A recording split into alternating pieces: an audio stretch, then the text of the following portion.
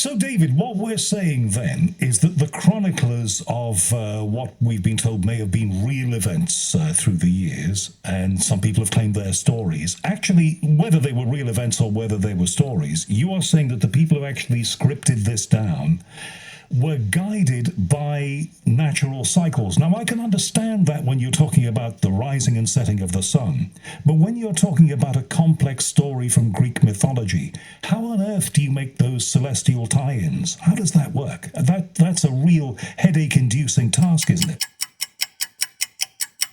Way Cool Junior. You know,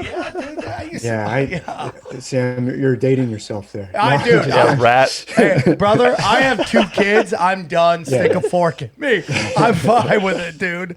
I'm over. I love it. I got a rat's tail. This is I'm good. Not to put down the Syracuse Astronomical Society, but this is a terrible outline of Sagittarius. So there's an author in 1952 who wrote a book called The Stars, A New Way to See Them. This is it was written in 1952. This is how he outlines the stars, and that's H.A. Rey, who I'll just say in passing, you know who H.A. Rey is, because H.A. Rey and his wife, Margaret Rey, are the creators of, you guys know? Chuck E. Cheese. Good guess, no. Curious George books. The Curious George books. I was in the realm. Kid stuff. Yeah, you're in the right realm. So really, he also gave this gift to the world. He said the way we're outlining the stars is totally awful. Nobody can remember those when they go outside. They're either this jumble of lines that don't mean anything, or there's this really fancy kind of artistic diagram. You can actually see it in the background of the Syracuse star picture on the left of your screen. You can see a centaur with a bow. It's this very flowery picture that doesn't really, when you go out in the night sky, you can't see that either. But he says, look, I'm going to show you a way of envisioning the stars. And this gift that he gave to the world, H.A. Rey, in addition to with his wife giving us Curious George, he also gave us this book. It's still in print since 1952 in its like 28th version or edition. And it is the way to see the stars. So here's the outline of the constellation Sagittarius. And so when I say all the world's myths are based on constellations, if you've been deliberately mistaught the constellations, you'll never see it.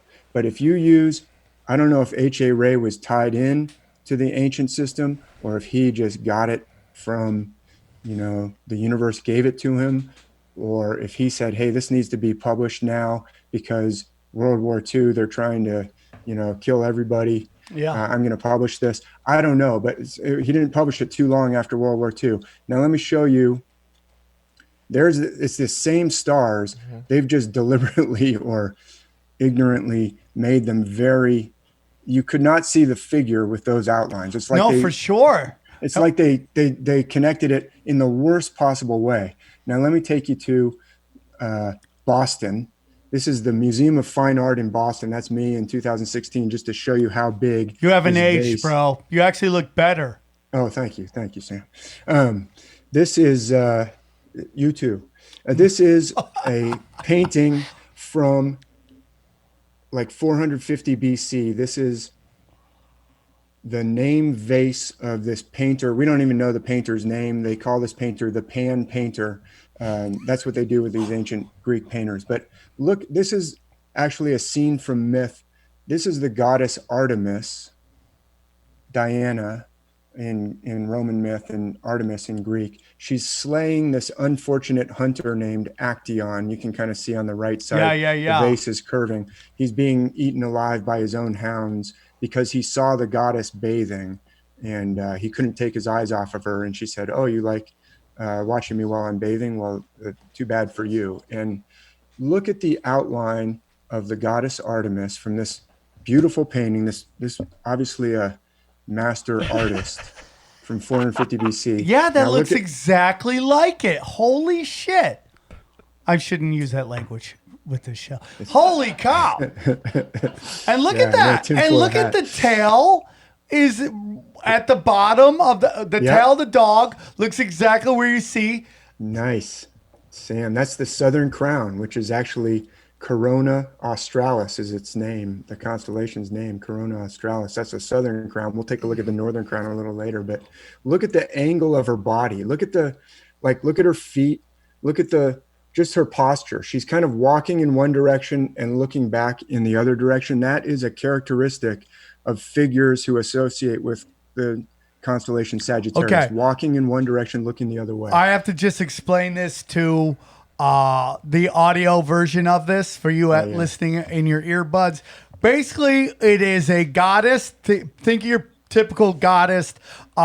She looks like she has almost like a sword staff on her back, which is probably where she holds her bow, and it looks exactly like this astrology. It's unbelievable, man. It's unbelievable. That was great, Sam. You should be doing MMA announcing.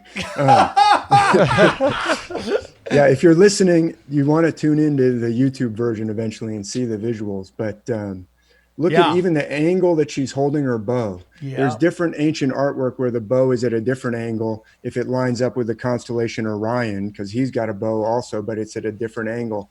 This is the way she's holding the bow is another clue that it's Sagittarius. And then I love, Sam, how you called out, she's got this something on her back. I don't know if it's a quiver, like you said, or maybe maybe she has a sword or a short sword slung over her back. But look at how there's that distinctive part of the constellation, kind of like a feather coming up from the top of the head. Yeah. It plays different roles in different myths, but the ancient artist has given you enough clues to say, I know what's going on. I know that these are connected to the stars. There's no way that's not an accident. I would argue that's not an accident. I would argue that as well. And I just wonder how he'd feel knowing that he's known as the pan artist a couple thousand years ago. Right? This is before they came up with clever names like rappers do. It was just like so obvious. Like pan artist. It would be Little Pan. It might have been a she. We don't know if it was a male or a female artist, Good Sam, point. Yeah. Keep it politically But anyway, correct. this is what I'm talking about when I say the goddess Sagittarius, the goddess Artemis is associated with Sagittarius, and where Sagittarius is in the sky has certain attributes and certain connotations. It's like a gigantic code. And so they're speaking to us in this language. It's like a metaphor. I use like the Mr. Miyagi. It's like trying to teach something very deep and hard to grasp. Mr. Miyagi says, how am I going to reach this kid? And he says, okay, wax a car. You know how to do that. Wax on, wax off. And then he shows him that it's actually something about much deeper. It's about something totally unrelated, not totally unrelated, but it's something you can't exactly grasp, but we're going to show it to you with the stars. That's what's going on. That is so awesome.